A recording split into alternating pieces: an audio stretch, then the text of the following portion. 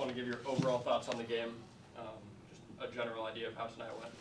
Yeah, congratulations to Tulsa and Coach. I mean, they do a really good job, and that's a good basketball club.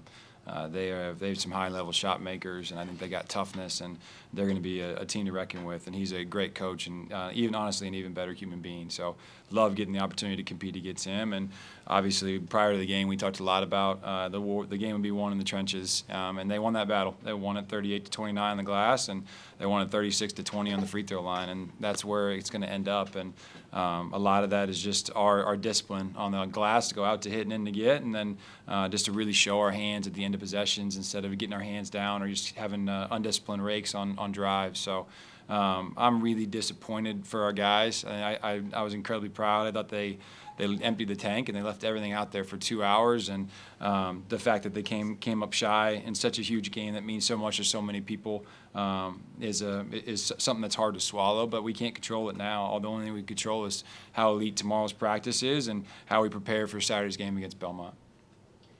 I feel like you guys, though, were the ones that set the tone early by the pace of the game, and you guys started out fast, started out hot. At least that could be a positive?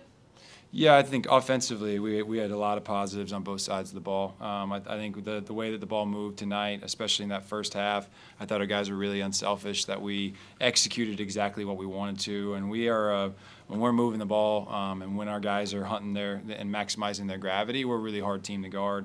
And I thought especially our point guards from Ty to Jack to Cal, Cal gave unbelievable for a freshman to step in there in an atmosphere like that, in that type of environment, and give 27 minutes and not have a single turnover against a team like that. I'm incredibly proud of him, and he handled that moment really well, especially in a game where Ty and Jack were in foul trouble, and there was a lot of substitutions that needed to happen. His maturity as a freshman was incredible to see.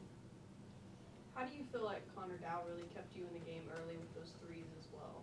Yeah, I mean, that's who Connor is. To be honest with you, I did a really poor job, especially in the John Brown game, of just getting him the shots that he needs and helping him hunt his shot. And I needed to get our point guards reset. And I thought I met with all three of them. Coach Alford and myself did, and I thought all of our point guards did a really good job. Really, everybody did at getting Connor the shots that he needed to get, and he hunted the right ones. And he's just an unbelievably unselfish human being. And so, unless you push him to maximize his gravity, he's going to do what he did against John Brown and lead us in assists instead of leading us in points. And I think the weapon that he has with his shooting ability, with his decision making, with the way that he shares it, he's incredibly hard to guard. So we got to put him in those positions consistently.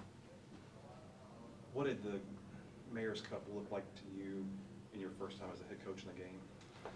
I didn't see the trophy, but the game itself, I mean, it was a battle. You could feel it from both teams. There was a different edge to us, and I was proud of our guys. We talked a lot about it beforehand.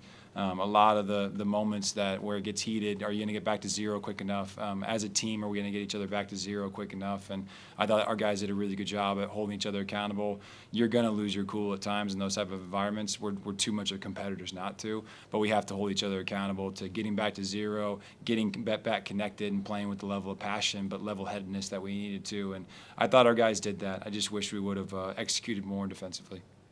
Connor Dow is one of a handful of guys with Oklahoma ties who contributed to the way you guys played tonight.